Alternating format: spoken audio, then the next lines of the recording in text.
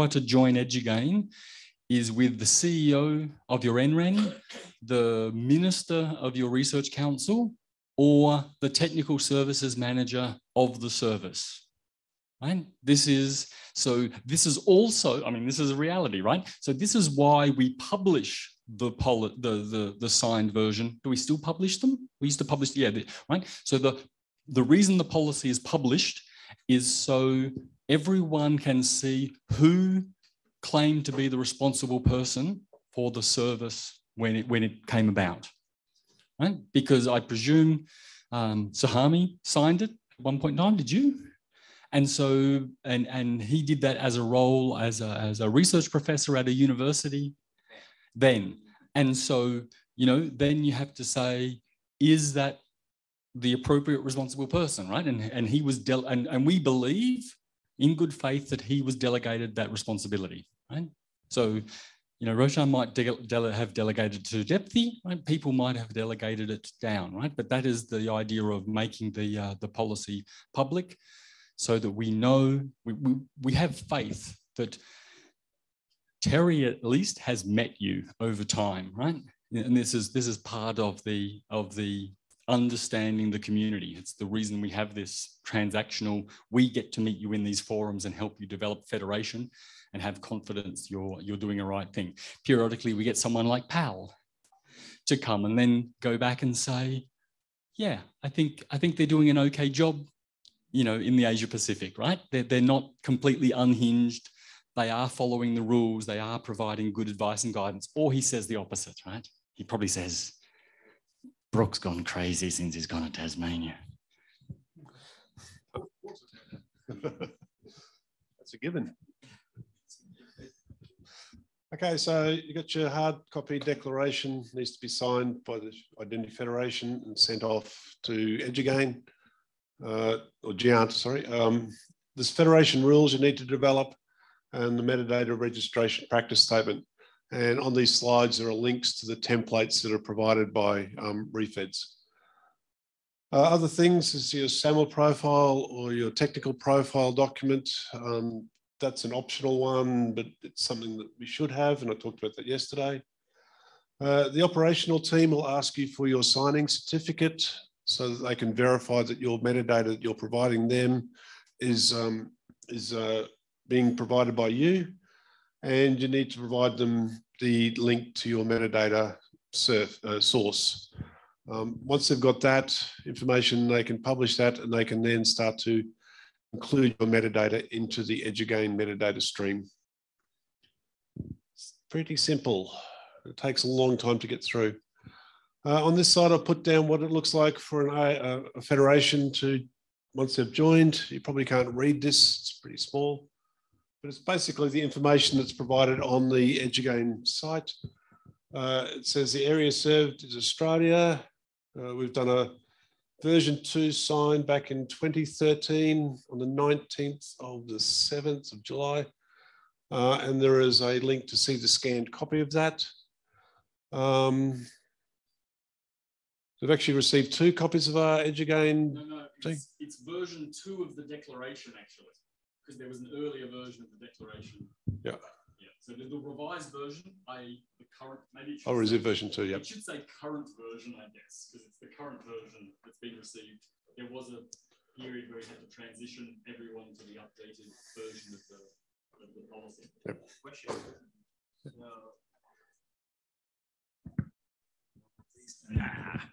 If EduGAIN come up with a new version of EduGAIN declaration policy, do we need to re-sign again the declaration, or we read version 2 and see if it's future-proof? Because I think it might automatically roll you up to future versions in that version. Okay, so we don't have to sign again. We once discussed this, and I'm not too sure. There may be a new one, you know, now, but may not be in our context. Yeah. Okay. I mean, the thing is, it's as you can see, the current version has been around for more than a decade. Okay. So making policy decisions and changes. I think this version removed SAML, all the use of the term. It was supposed to be technology agnostic. Okay. We had to remove. So now it's more like an umbrella. Yes. Okay. In fact, EduRoam can sit under EduGAIN as a technology profile. Oh yeah. Because it's technology agnostic. So you can use the Radius infrastructure of EduRoam as a technology under EduGAIN. Right? And the idea was that OpenIDC would be real soon now, back 10 years ago. Actually, I don't even know when the declaration came out. It was probably even earlier than 2013. But it was, the idea was that there may be future technologies, and that, you know, it should be technology agnostic, and that's why the technology profiles exist. Yep. So on the site, you'll see we've also got contact information, who's our delegate, who's our deputy. This is a bit out of date, so it's changed since then. Our policy, and that gets updated. When we change our policy, we need to update the EduGAIN stuff, so we send them a message to their support people. Registration practice statement, and we've updated that at least once. Our metadata URL, signing certificates, some sort of reference to that, and the date that the metadata was last pulled, and that was obviously when I took a snapshot of this particular thing back in 2020. How many services and IDPs and other things we have in the EduGAIN, and some other technical stuff there. So they keep that on board, and they have that for everybody. There is a really important data in here, that is registration authority. Every IDP and SPU export to EduGAIN must have that information in. So it's possible for service provider to say, I only want service identity providers from these 15 countries based on the registration authority. Yeah. So the registration authority is basically which country or which NREN or which which zone you're from. Okay, moving on. Oopsie. So what's expected when you're an EduGAIN member? We expect you to attend, or at least send somebody to attend the steering group meetings. Obviously, this is going to change once they change the format, or once we change the format of how the EduGAIN steering committee looks. But tomorrow is an EduGAIN steering committee somewhere, and I'll let you know where when I know where. I've actually asked for permission to invite everyone in the room because it's generally a closed meeting. So you've got actually special access into that meeting. You'll find it's a pretty boring meeting, to tell you the truth. It just goes on and on.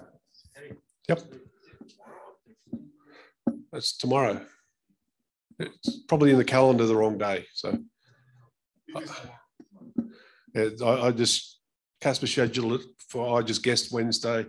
If we haven't got a room, we'll just go and find somewhere out in the patio or something under the pool, or next to the pool. And which one, sorry?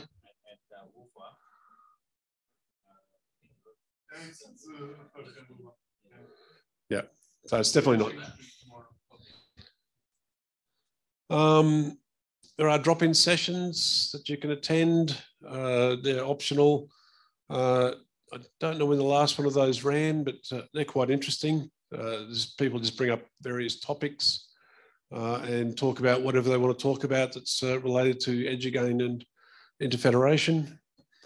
There's the assessment and voting. So participate in that, become a voter, and vote for other federations to join. That will make sure that you're continually able to vote. And respond to security incidents and help out with security incidents that occur.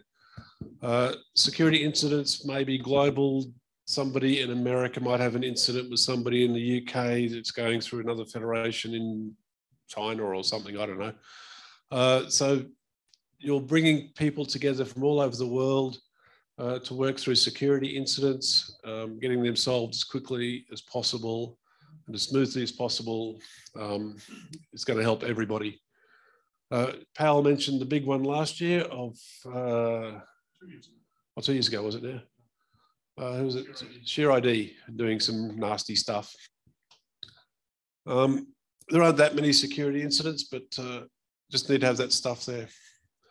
There are a bunch of mailing lists that you'll be asked to join. There's the EduGAIN website, which has got lots of good information on it. There's the wiki, technical, edugain.org. There's the joining checklist, policy framework, the EduGAIN metadata. Let's have a look at that one. Oops, I failed.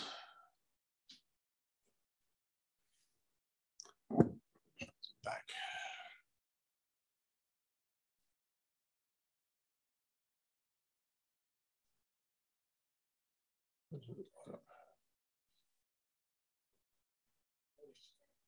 It's not a link.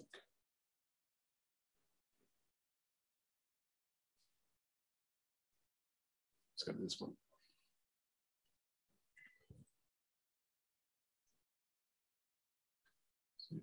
Tools policy. So under operations, you'll find the EduGAIN metadata. This is the metadata aggregate for all of the federations. It's available here. There's a link to it. It's mds.edugain.org/edugain-v2.xml.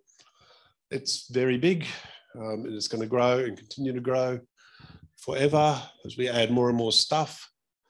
And down the bottom, you'll find information about the signing certificate to verify that you've actually got the correct version and copy and everything's been transmitted to you correctly. And there is information about the signing ceremony, which happened in Stockholm in 2022. And they're exciting events, aren't they? Yeah, they are. In a room looking at people doing something. They are really boring, but they are very important. Yep. It's all about proofing that it actually did occur and there was no jiggery pokery happening when it occurred and nobody's trying to sort of fiddle the system. So please go back to the homepage, the starting page of the blog. Just press as a house. There we go. Yep. Here you see how many entities is in EduGAIN. Down here, we got 8,640? 840, yep. Of which 5,293 are IDPs, 3,564 services, and 2 standalone attribute authorities. So this bumped.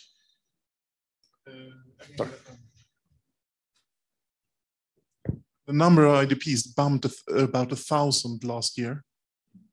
And that was because the student exchange program Erasmus Plus, all universities in Europe needed to have an IDP running up in the federation exported to EduGAIN. That made a bump of 1,000. Plus Farhan's extra 100 and something added to that pile. And Raj is continuing adding his universities and so forth into the federation. And we've got Indonesia to come on board with its thousands of IDPs. And we heard that, you know, China was up to the 520. They sat at 100 for a very long time, so they've added another 400 over the past, you know, during COVID. I guess everyone's not traveling, plenty of time to get your IDP in order. So, but for some of the smaller nations, there might be 1 or 2 or 10 identity providers. I think New Zealand's got about 10 or so, or less. Luxembourg is 3. The university, the NREN, and the school district. Yep. Terry. But one thing to note is not about a racing of which federation has the most IDP. No, it's never. Because some country, like for example, Singapore, probably only have 4 IDPs. It's because of the number of the university, not that many compared with Indonesia, for example. Indonesia have like a 1,000 or something. Malaysia probably we may stop at around 200 maybe maximum. Yeah. So yeah, because of the scale of the country, not that big. So it's about penetration. Yes. That's why this graph is a bit of a misnomer, right? As soon as you become a member, the graph gets colored, but it does not mean 100% adoption. It's the start of your journey. It's very much not the end. But the important thing to look here is it's going to be difficult for you to attract service providers, but you can get 3,500 via EduGAIN. Many of them are very, very useful to you without you needing to sign separate contracts with these providers. Some obviously require payment. That's a different issue. The problem with the map also is that this section of Asia is very hard to see. There's a whole lot of little countries in there, and they're all sort of joined together. If you click on it, does it enlarge still? No. So yeah, it's true. If you want to do comparison, right? So probably number of institutions federation divided by the number total of educational institutions, then you can see a percent. For example, Singapore, even though it's 4, probably they close to 100%. Right? Yeah. Just not that many. So we're close to 100% of our universities in Australia. We've got 3 international universities that have popped up, which we're ignoring. So that's our limit on universities, because we're not going to get any new universities in Australia, I don't think. But we're now targeting medical research institutions and hospitals and other classes of things, which are much smaller groups of folk, but they all have their own identity systems and their own users. And here he comes again. So I can say for us, we have about 8% penetration, but we have 99% of all users. Yeah. So I recommend that you look at, there's some projects to look at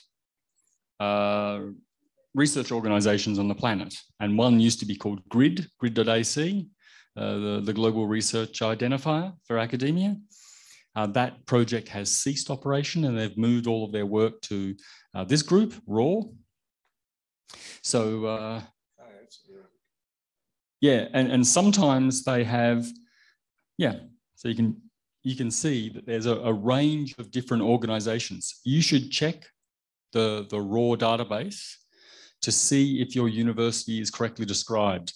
It not only includes this, see, this is GRID is the previous identifier. It includes a wiki data entry. It includes lots of information. And if you have multiple names for your organization, so for instance, if AAF was originally called the Australian Identity Federation, you can put other names in there so people can better search for your organization. And I know because English isn't your primary language, many of your institutions will have more than one name, your KTH in Sweden can get called many things. And actually, if we search for KTH, KTH. It is, yeah. Oh yeah, and here we go. We've got the we have the other names. So yeah, so there's lots of different so you can find this and use this for useful mapping of whether these organizations exist. That's an interesting one.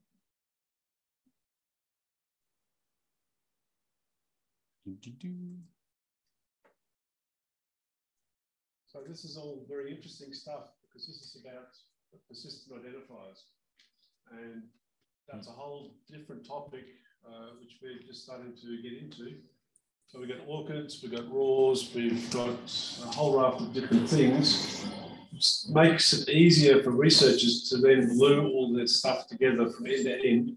And when it becomes when they get their funding, That goes to various ORCID IDs. And that ORCID IDs, that stuff follows the project through. At the end of the day, you can report back on that funding activity, who was involved in it, what organisations were involved, and you've got these persistent identifiers that will never change. So make it easy to report. This is not it either, is it? This is not the music one. No. No, that's okay, because we have a problem with institutions with the same name that you need to find out, figure out. There is a small country in the western part of Europe called UK that thinks everything that called royal is theirs. Yeah. So you know, you have this, you know, the Royal Academy of Music. You've got a UK one, then you've got a Danish one. The Royal Danish Academy of Music. So I'm not too sure why. They do have two. They're actually different, right? So that's obviously confusing for a discovery service. You know?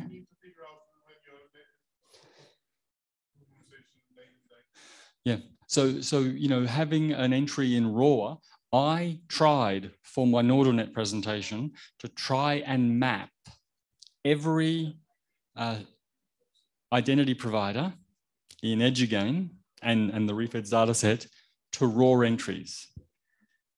Awful, absolutely impossible, because even with this, there's no consistency between what people have as name and alternative language names. And so, yeah, I have a different project where I want to have a metadata extension to include the raw identifier, so that you can, because working with penetration, people like to know whether it's covered or not. And if you want to know whether the Royal Academy of Music and the College of Music at the University of Tasmania can collaborate, it's useful to know how the organizations fit together. And like one sits within the University of Tasmania and one is its own independent organization. And so, you know, knowing how that sits is, yeah, sorry for derailing you. That's right. Need the rest. So persistent identifiers is a complete new topic we aren't talking about today, but we'll bring that back up in the future, I'm sure, as we grow our federations. And like it's the Andrew Tannenbaum quote. So the best thing about standards is there's so many to choose from. So as you can see, there's 3 aging standards of identifiers, and there's yet another new standard. And actually, you'll see for entries in Australia. Australia has a standard for the QECOS number for identifying our research and education organisations. So you'll have country-specific identifiers also for working out how your, the legitimacy of your organisations. And sometimes, and the reason a database like this exists is because some organisations are created by an act of parliament. So you'll have situations where, like for, what do you call that thing? For certificates in the olden days when you didn't use Let's Encrypt, or if you want to use not Let's Encrypt for code signing certificates, for instance, you often need to prove your organisation exists. The problem is, the University of Tasmania isn't a registered organisation because it was created by an act of parliament. You have to read the legal statutes of Australia to find out universities. And some universities in the UK are so old they have existed since antiquity. There's some that have existed before countries, such as the University of Timbuktu, right? It's the oldest university on the planet, and has existed before its country. Right? So trying to work out how organisations exist can be difficult sometimes. Okay, so now you're in EduGAIN. You've gone through all the hurdles of signing documents, writing documents, getting them reviewed, getting voted on, getting your metadata published. There's still some more work you need to do internally within your federation. First thing you'll need to do is start consuming the EduGAIN metadata, filtering it, re-signing it, and publishing it for your consumers in your federation. So consuming at least once a day should be sufficient. You can do it more often, but it's going to take a lot more processing to do it more often. And there's not that much change that once a day shouldn't be sufficient. So what's your cycle? Do you know? Once an hour. Once an hour. But we have computing. Yeah. You can do it that frequently. I don't think things change that much. Yeah, because it will actually tell you whether it's changed or not, right? The way it's served, the different tools, PIF, will check all of the various headers to see if the EduGAIN metadata has changed. There is a new way also. You can ask if there are changes. Okay, but yeah, you don't have to process it if it's the same as last time.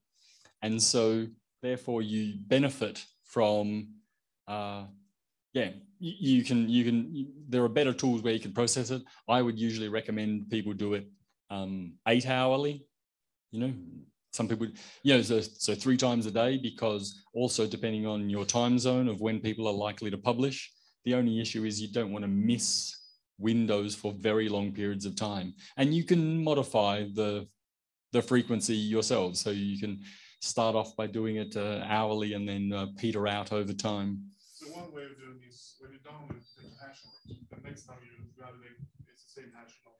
But you need to locally re-sign it at least once. Yep. So then the next thing you might want to do with it is to filter it. Use PIF or some other tool to filter out anything you don't want. Generally, as we discussed yesterday, local IDPs and local services you probably want to filter out, because IDPs in your federation will get them from the local federation metadata. And you might want to filter out specific countries, specific service types. You might only want to allow in things that are research and scholarship only. That's where the AF is currently at. That's going to change because there's a whole lot more new entity categories that we want to support, which Pal will be talking about this afternoon in more detail. You need to re-sign it using your own federation metadata signing certificate. Try and make sure it's the same signing certificate as you sign your local metadata with. Otherwise, you will confuse people with too many certificates. And that needs to be preferably a long-lived one, because you don't want to go and change that signing certificate if you can at all avoid it.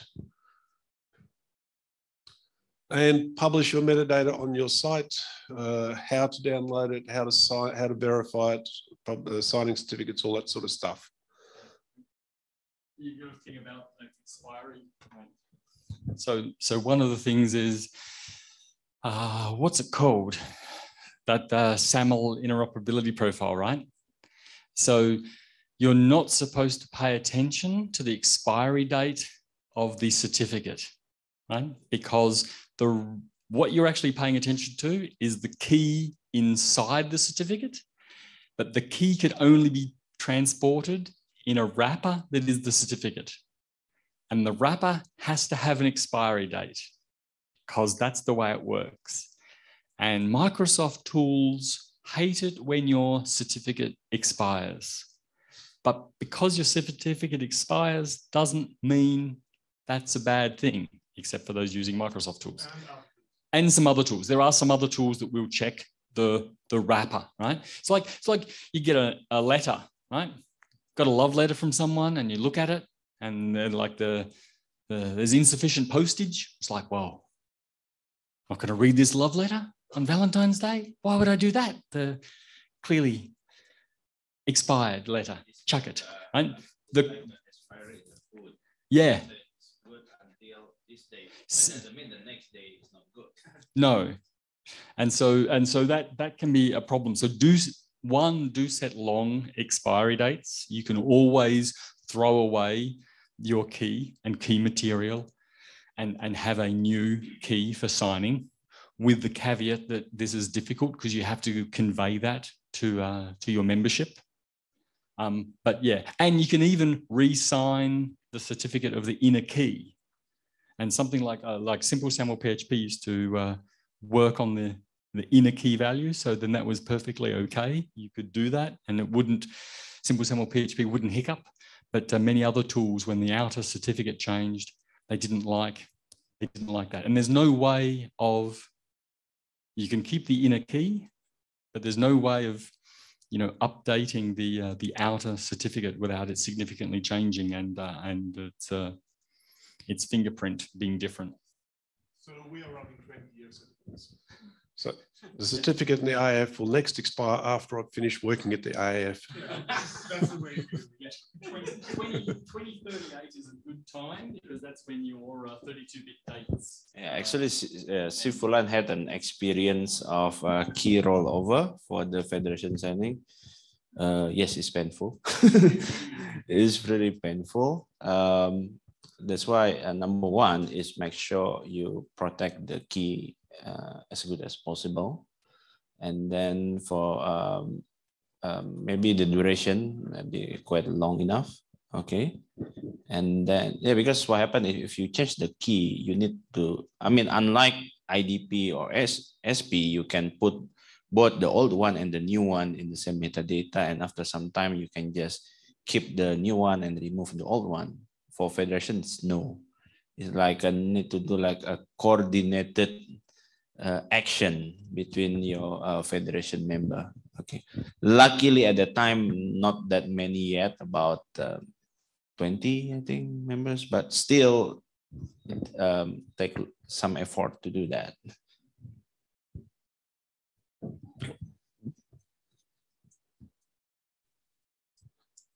Getting a good workout today. Yeah, that's good. So we did that type of thing 4 or 5, 7 years ago.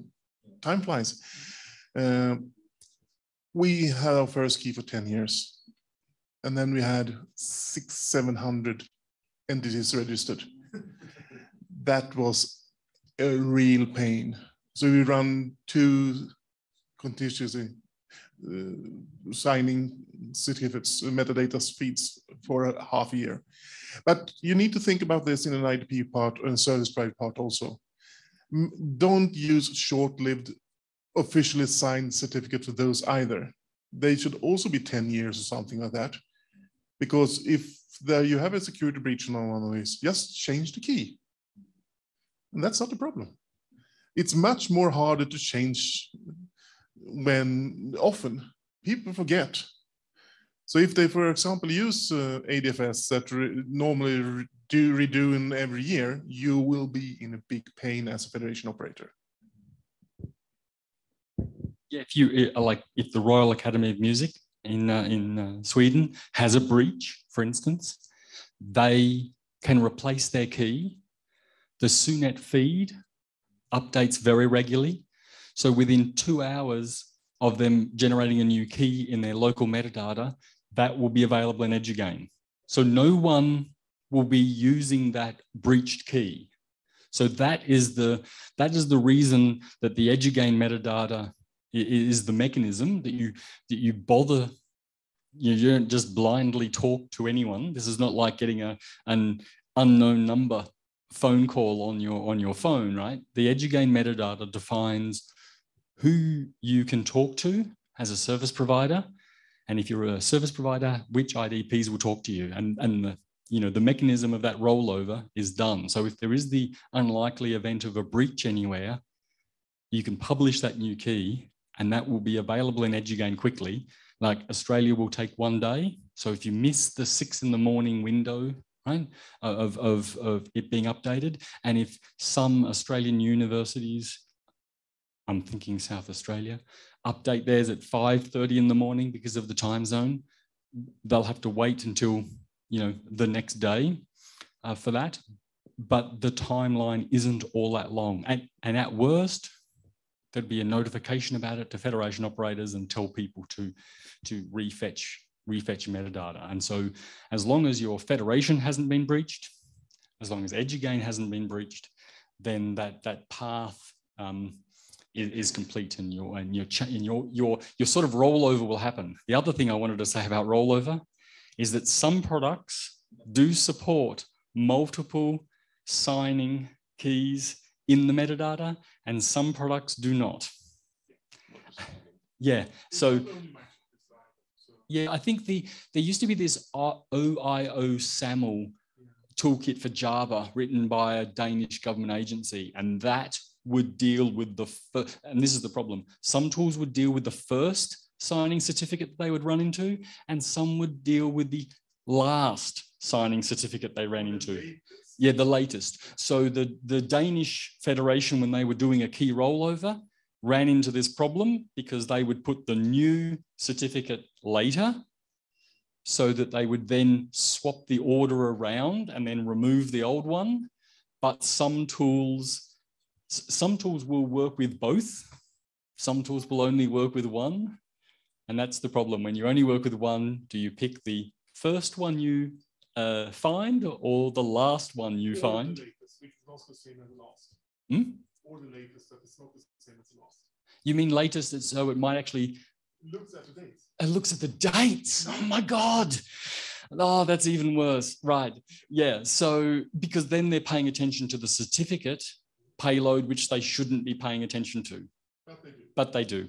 And so, yes, so in effect, you've got three possible choices, and the one that you pick will probably break with your most important service because they will have a different design decision. So the only correct way is to sign all SAML messages with all of the signing keys you find. And then the rollover would work perfectly, because then you could add the new key, 2 days later, remove the old key, and everything would work flawlessly. So that's only simple and so every time you see something on the Shibboleth or Simple SAML PHP mailing list where someone says, I find this tool a little too complex and I want to write my own SAML metadata processing tool or SAML tool, it's like, one, go and read, what is it called? I think it's called Kerberos in 3 acts or Kerberos in 6 acts. It's a really useful play to read.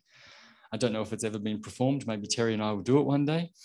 But the reason it's complex is because it's a complex thing to deal with. And very smart people over 20 years have worked on this to make it work. Don't think that you can make it as feature complete in a simpler way, right? Unless you're really committed to all of the edge cases that have been dealt with. Okay, we only got 10 minutes left in this session, so I'm just going to zip through this next piece. The next thing your federation will need to do is determine the policy that you have for your entities joining EduGAIN, either opt-in or opt-out, and that's going to be based opt-in for IDPs or opt-out for IDPs, and opt-in or opt-out for service providers. They can be different. For the AAF, we have it set up for opt-in for both. We make our IDPs go through a bit of a process to join EduGAIN, and that's to ensure that they meet the minimum requirements. We're aiming for baseline type requirements. So there's a better chance that researchers, when they hit a service in EduGAIN, that it will work for them and they won't run into issues about attribute release or other things that might cause them grief. We still haven't got that perfect. It's still a long way to go. We're still looking at Cocoa version 2 and how to implement that. No, we are doing it. Yeah. Yep. And there are other things that will cause grief for researchers. We've got one service. I think I've got it later on in the talk. Yeah, I'll leave it later.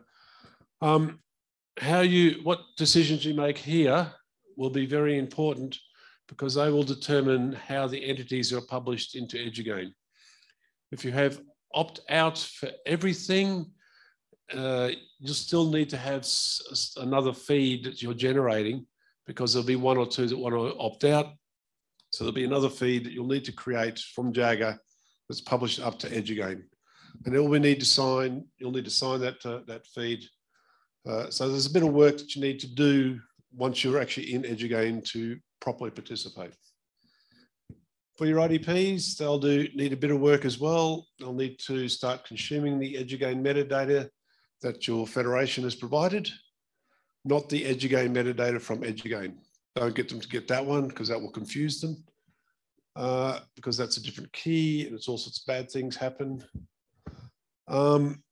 Add attribute filters to allow attribute release based on the entity categories of the services or the attribute requirements of the service. So you'll need some special attribute filters.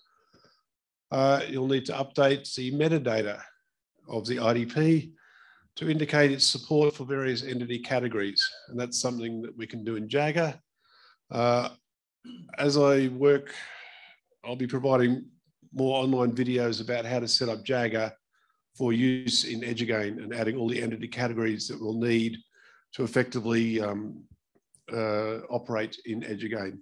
And Pal's going to be talking about these entity categories this afternoon. And then you need to verify your connection using the release check tool. So I think Twit was asking about tools to verify that attributes are being released correctly. We'll see if we can use one of them. So I'll just try to log in. This is going to do the magic for me.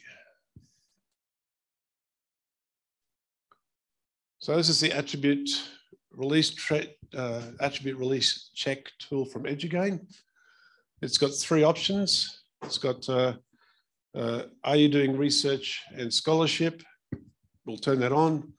Are you doing code of conduct? Well, no, we're not. We'll turn that off. And are you doing no entity category tests? And I'll turn that off as well. So we'll only do the one here. So we have to go and click on there to make that a no. And make a no. So it's only going to do this refeds check. I start up my test. And we wait. Now this is where it sends me to a discovery service. And it's asking me for my institution. I'm going to type in AAF.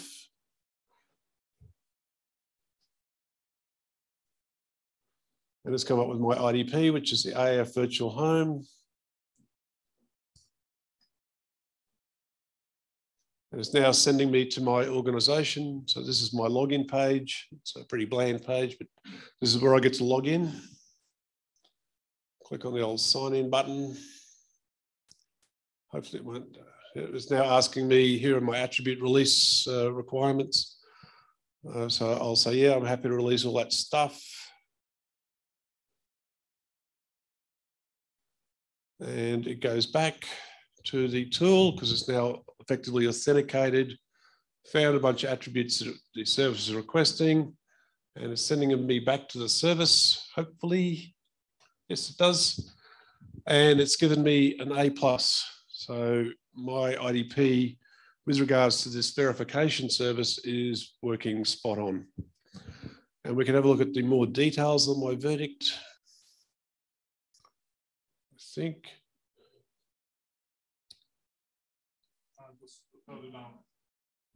Sorry? Got too excited there, did I?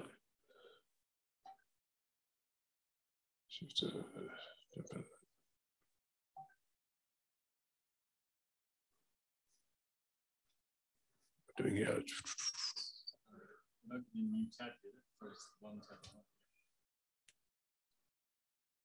So you need next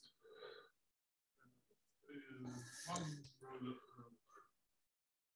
Oh, yeah. Okay. Sorry. So it's showing me what attributes I released. It says I've released an EduPerson principal name. That's okay. Email address, display name, scoped affiliation, target ID, surname, and given name. And there was no missing attributes. So everything was good there. And it also shows that I've got some historical results, or all the historical results of various people who've actually used this tool. So it's useful when you get a new IDP that's joining EduGAIN to verify that they're actually working properly. Let's see, joining EduGAIN.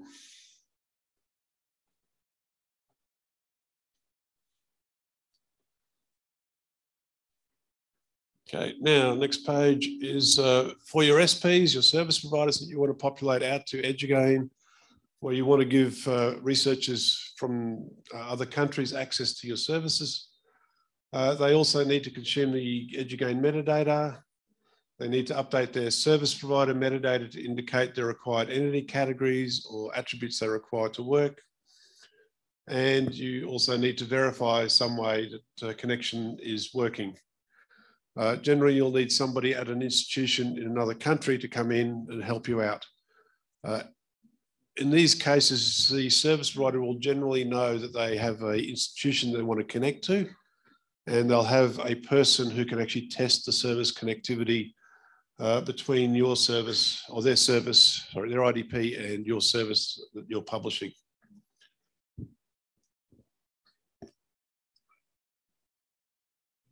Communications, you need to we let our members know who's participating in EduGAIN. We've got a AF International Connections page on our website. And it looks something like this. What's EduGAIN? Why EduGAIN for service providers and so forth. And then we have a list of all our subscriber organizations that are participating in EduGAIN. And are they participating in as an IDP or a service provider? And what services they're providing if it's a service provider. So we've got a fairly good number of identity providers, not all of them yet. Sadly, we've only got 3 or 4 services in EduGAIN that we publish out. And that's something that we need to address and make people more aware that they can share and collaborate globally with other federation people. I have had a question to me regularly, when is this country going to join EduGAIN? When's that country going to join EduGAIN? I think there's some folk who want to sort of join and collaborate with the Indonesian Federation that have talked to me about this stuff. And I said, it's coming, but it takes time. Let's see.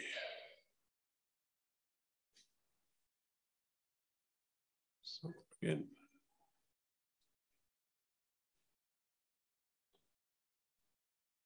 And finally, you need to help and support your people who join EduGAIN.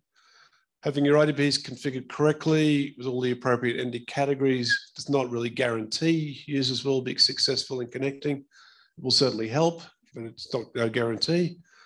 Many reasons are usually attributed to missing attributes or the GDPR stuff that gets in the way. It's a thing. You'll be working with federation operators that are foreign who own or are the federation that runs the SP or the IDP. So you'll need to communicate with them. And if you go back to the EduGAIN site, the tools, in there you should be able to find the contact information for the federations if you have issues, or if your researchers have issues and they've contacted you to help them sort it out. Go to that site, look up where the service provider is from they're trying to connect to, or the IDP that they're trying to connect in from, and have a chat with their federation operator. We're always here to help.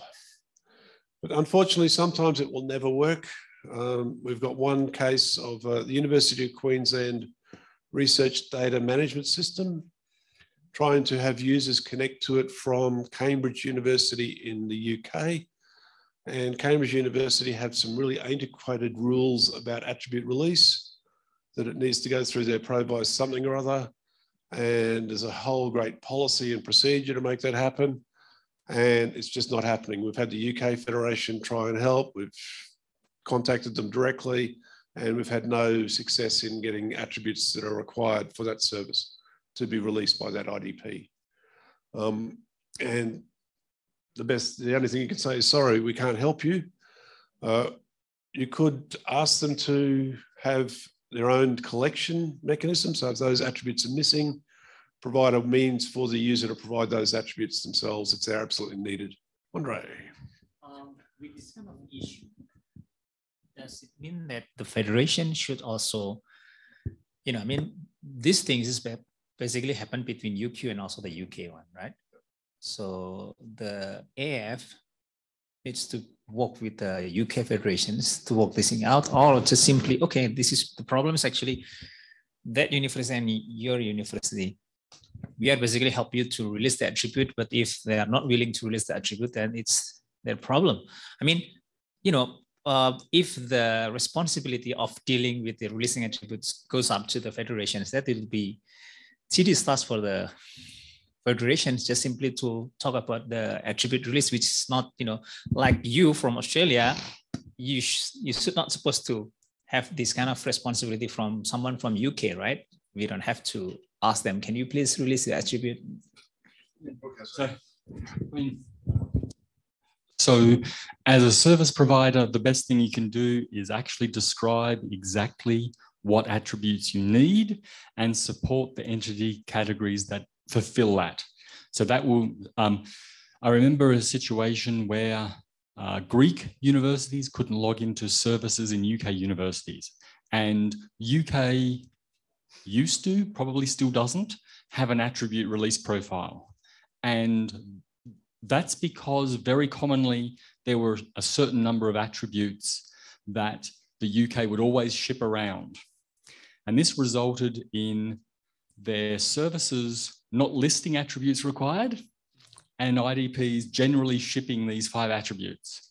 And when the Greek institutions wanted to interact, I think it was Uni of Edinburgh, Uni of Edinburgh's service said that it wanted no attributes, and the Greek IDPs were set up to say, okay, if you don't want any attributes, we'll only send the authentication statement, and it wouldn't work. And the UK was like, no, you should always send these 5 attributes anyway, because that's what we do. And so it's literally, that's Greek to me, right? There is a miscommunication between the federations because the UK had created this historic rule that many people agreed to. And that's just unfortunate. And so if you run a service provider, limit the attributes you want.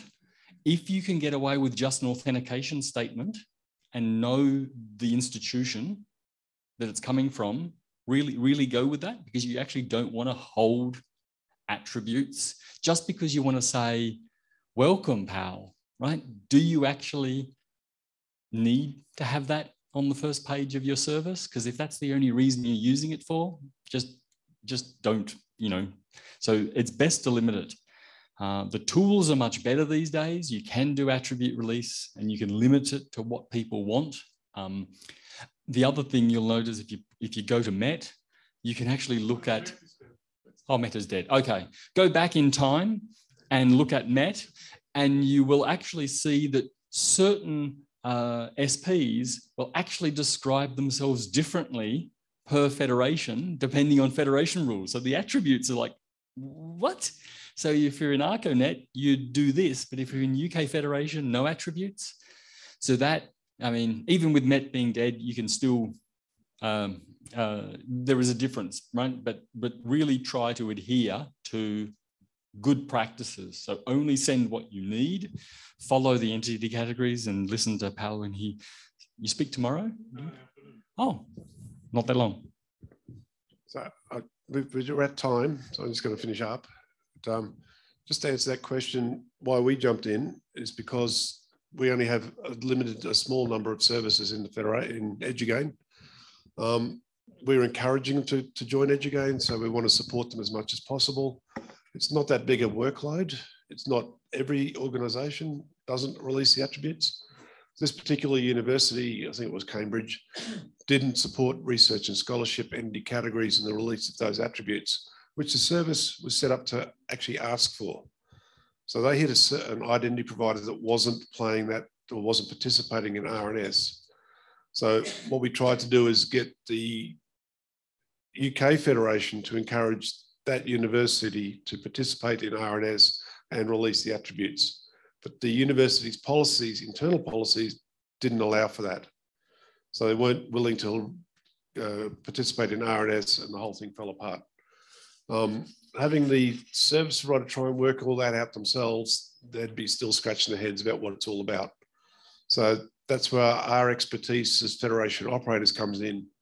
And it does take a bit of extra effort and time to do that. But once you've got one done, the next one's easier, and they get easier and easier over time. It's lunchtime now. We're actually 10 minutes into lunch. Directly after lunch is the opening ceremony and keynote speakers. I'm really keen to go and see one of the keynote speakers. It's one of the Sherpas who take people up on top and back to Everest. I think she's been up there many times, so it'd be fantastic to hear what her thoughts are about climate change and how it's affecting Mount Everest. I'm not sure who the other keynote speaker is, but he'll also be interesting as well, so whatever he's talking about. So off and have your lunch. We're back at, I think, 3:30 for Pal's session to finish off the day on refeds and ND categories and other things EduGAIN-ish. Okay, thank you. We're done.